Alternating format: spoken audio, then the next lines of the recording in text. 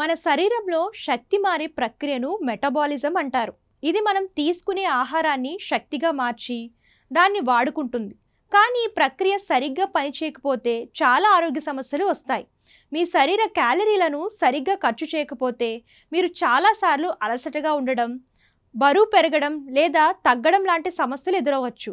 మీ metabolism నెమ్మదిగా ఉందని సూచించే 9 ముఖ్యమైన లక్షణాల గురించి ఇప్పుడు తెలుసుకుందాం. తక్కువ ఆహారం తీసుకుంటూ కూడా బరువు పెరగడం.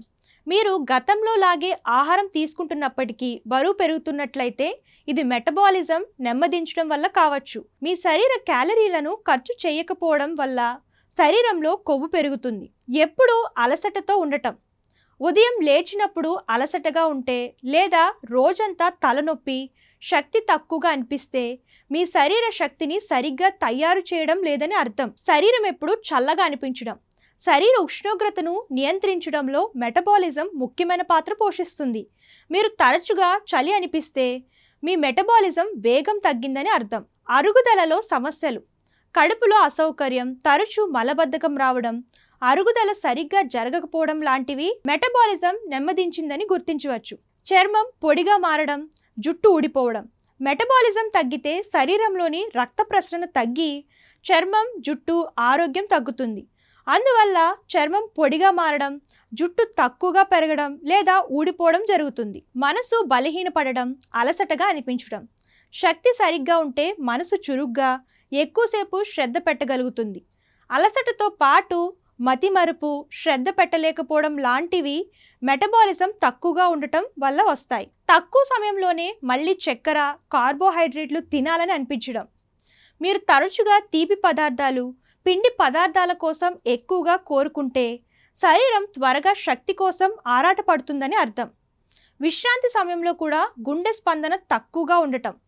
సాధారణ వ్యక్తి కంటే విశ్రాంతి సమయంలో కూడా గుండె స్పందన నెమ్మదిగా ఉంటే ఇది శరీర శక్తి మారే ప్రక్రియలో సమస్యలు ఉన్నట్లు చెప్పవచ్చు.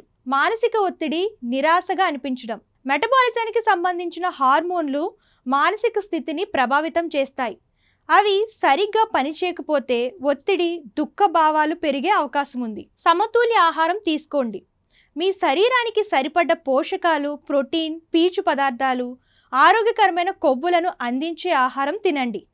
క్యాలరీలను బాగా తగ్గించడం మంచిది కాదు. ప్రతిరోజు చిన్న చిన్న వ్యాయామాలు, ఎక్కువగా నడవడం, నిలబడడం, కాళ్లను, చేతులను తరచు కదిలించడం, చిన్న చిన్న వ్యాయామాలు కూడా శక్తిని పెంచుతాయి. కండరాల బలం పెంచే వ్యాయామాలు చేయండి. కండరాలు ఎక్కువ క్యాలరీలను ఖర్చు చేస్తాయి కాబట్టి బరువులు ఎత్తడం, రెసిస్టెన్స్ ట్రైనింగ్ లాంటి వ్యాయామాలు చేయడం వల్ల మీ మెటబాలిజం వేగంగా పెరుగుతుంది. తగినంత నిద్ర. రోజుకు కనీసం 7 నుంచి 9 గంటల నిద్ర అవసరం. బాగా నిద్రపోకపోతే మెటబాలిజంను నియంత్రించే హార్మోన్లు సమతుల్యం తప్పుతాయి. మానసిక ఒత్తిడిని తగ్గించండి. దీర్ఘకాలిక ఒత్తిడి కార్టిసోల్ హార్మోన్ను పెంచి శరీరంలో కొవ్వు పెరగడానికి కారణమవుతుంది. ధ్యానం, యోగా, శ్వాస వ్యాయామాలు చేస్తూ ఒత్తిడిని తగ్గించుకోండి.